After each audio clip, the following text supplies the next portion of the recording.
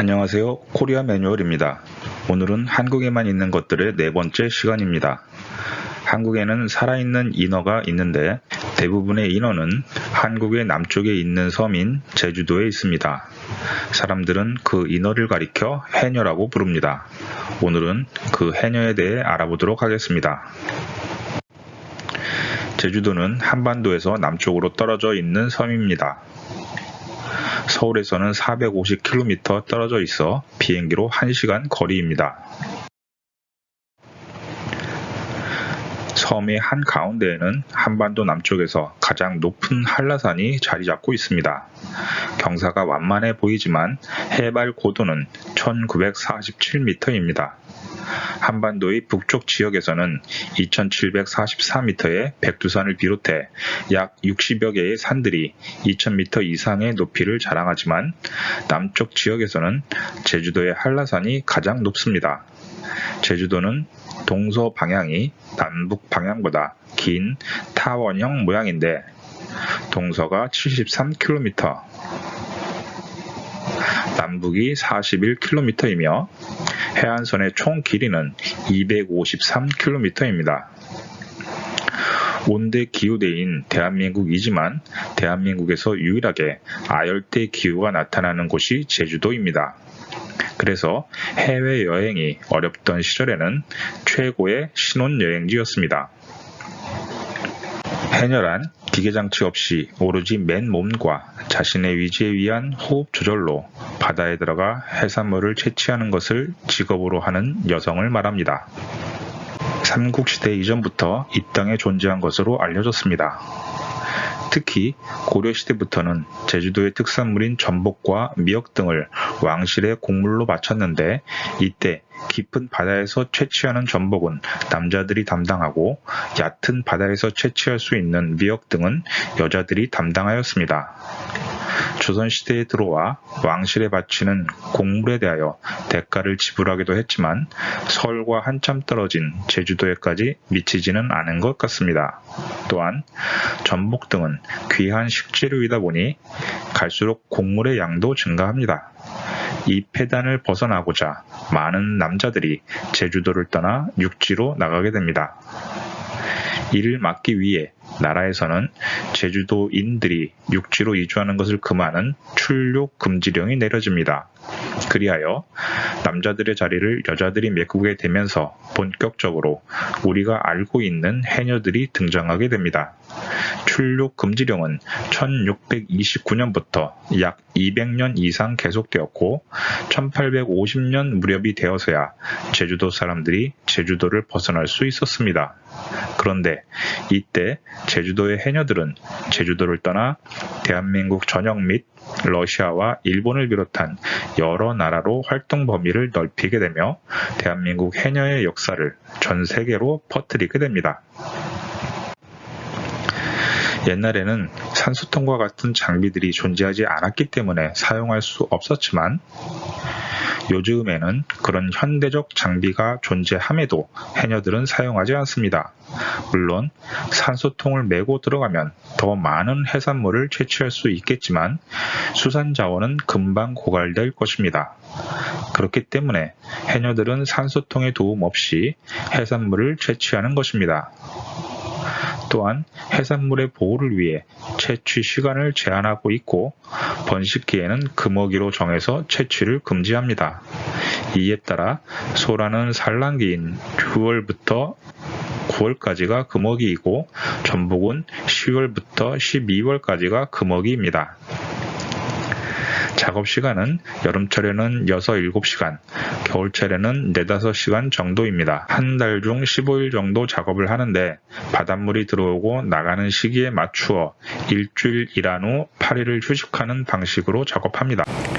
설문조사에 따르면 작업시간이 서너 시간은 40.2%, 4시간 이상이 49%로 나타났습니다. 또한 한 달의 작업 일수도 10일 이내가 30.4%, 10일 이상이 69.6%로 나타났습니다. 제주도의 해녀들은 평소에는 농사를 짓는 농부로 생활하다가 바다에 나갈 시간이 되면 해녀로 변신합니다. 사실 해녀들은 해산물을 채취하는 바다도 밭이라고 부르며 육지의 밭과 동급으로 취급합니다. 제주도의 해안선의 길이는 253km인데 여기에는 2017년 기준으로 102개의 지역 어촌계가 존재합니다. 각각의 어촌계에서는 마을 어장에 대한 배타적 어업권이 있습니다. 즉, 제주도의 모든 마을 앞바다에는 모든 어촌계의 배타적 어업 장소이므로 외지인들이 어촌계와 상의 없이 함부로 고기를 잡거나 전복, 소라 등을 채취할 경우에는 처벌받을 수 있습니다. 한마디로 말해서 남의 밭에 들어가 불법으로 해산물을 가져가는 행위이므로 삼가해야 할 것입니다. 제주도는 삼다도로도 알려져 있습니다. 세 가지가 많은 섬이라는 뜻입니다.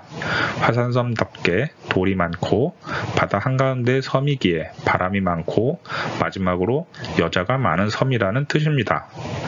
여자가 많다기보다는 남자가 적은 섬이고 그러다 보니 여자들의 활동성이 높아 남자들에 비해 많이 보이는 것입니다. 대한민국의 인어는 다른 나라의 인어들보다도 훨씬 부지런합니다. 해녀들의 수는 1970년 조사에서는 14,000명이었으나 1980년에는 7,800명으로 줄었고 2014년에는 4,415명이던 것이 지난 2019년 조사에서는 3,820명으로 줄었습니다. 더군다나 98% 이상이 50대 이상이고 60대 이상도 84%를 차지하고 있는 바, 해녀들의 연령이 고령화되고 있고 젊은 여성이 해녀가 되는 경우는 급격히 줄어들고 있습니다. 1970년대에 고무옷이 보급되기 시작했지만 그에 따라 작업 시간이 길어졌기에 해녀들에게 직업병이 나타나기 시작했습니다. 최근의 조사에서는 바다에 들어가기 전에 약을 먹는다는 응답이 85.7%를 차지하기도 했습니다. 해녀들의 공동체 문화는 다른 직업군에 비해 특이한 것으로 알려져 있습니다. 이는 작업 환경과 관련되었기 때문입니다. 해녀들은 저승에서 벌어 이승에서 쓴다는 표현을 사용하고는 합니다. 즉, 바다에서 해산물을 채취하는 작업 방식이 죽음과 밀접하게 연결되어 있음을 말하고 있는 것입니다. 따라서 바다 먼 곳과 가까운 곳, 어느 곳에서도 혼자서 작업하는 해녀는 없습니다. 그렇기 때문에 다른 직업에 비해 위계 질서가 강합니다. 더군다나 해녀들은 같은 마을의 이웃들이며 일부는 친척 지간일 뿐 아니라 한국 사회에서는 중요한 기준인 확연한 연령 차이를 바탕에 깔고 있기 때문에 상급자의 권위를 무시할 수는 없을 것입니다. 해녀들은 작업을 마친 후 불턱이라 불리는 장소에 모여 불을 쬐며 마을의 대소사를 이야기하기도 했으며 상군 해녀가 하군 해녀를 지도하기도 했습니다. 마을 앞의 얕은 바다는 애기 바당이라 하여 8살부터 15살 정도까지 기본적인 수영과 잠수를 익힙니다. 그 이후 애기 해녀가 되는데 처음에 하군 해녀로 시작하여 중군, 상군 해녀로 성장합니다. 상군 해녀들은 보통 10m 이상을 잠수하며 한 번 잠수하는 시간은 2분 내외로 알려져 있습니다. 상군, 중군, 하군 해녀들은 각자 작업하는 깊이가 다르며 서로가 상대방의 영역을 침범하지 않습니다. 상군, 중군, 하군은 나이가 아닌 잠수 실력으로 나뉘며 상군 중 가장 기량이 뛰어난 사람이 대상군 해녀가 됩니다. 나이든 해녀들을 위한 작업 공간을 따로 마련하기도 합니다. 할망바당이라고 하여 마을 근처에 수심이 깊지 않은 곳을 정해 나이든 해녀들만 작업하도록 배려하기도 합니다. 상군 해녀들은 자신이 채취한 수산물 중 크기가 작은 것을 이곳에 뿌려 나이든 해녀들이 잡을 수 있도록 배려합니다. 애기 바당이나 할망바당 이외에 아이들이 교육을 위한 공동기금 마련을 위해 학교 바당을 정하여 운영하고 마을 일을 위해 수고하는 이장을 위해 이장바당을 운영하기도 합니다. 해녀가 한국에만 존재하는 것은 아닙니다. 이웃 나라인 일본에도 존재하는데 한국과는 같으면서도 다릅니다. 일단 일본의 해녀는 남자들이 다수를 점합니다. 실제 잠수를 하는 사람들도 있지만 해녀와 공동 작업을 하는 경우도 포함됩니다. 일본은 바다와 접해 있는 섬나라이기 때문에 아주 옛날부터 해녀가 존재한 것으로 보입니다. 한국과 일본이 누가 먼저인지 우열을 가리기는 곤란해 보입니다. 다만 1900년대를 전후하여 제주도의 해녀들이 봄부터 가을까지 일본과 중국 및 러시아의 블라디보스톡 등지로 나가 수산물 채취를 하였으며 이것이 일본의 해녀들에게 일정 부분 영향을 끼친 것으로 보입니다. 제주도의 해녀가 지역 공동체를 이루며 발달하였다면 거기에 비해 일본의 해녀는 가족 간의 어로 활동이 더 많다고 합니다. 비록 작은 차이를 보이고는 있지만 한국의 해녀나 일본의 아마는 자신의 목숨을 담보로 하여 별도의 현대적 보조기구 없이 깊은 바닷속에 들어가 해산물을 채취한다는 공통점은 높이 사야 할 것입니다. 오늘은 한국에만 존재하는 것들 네 번째 시간으로 한국의 인어인 해녀에 대해 알아보았습니다.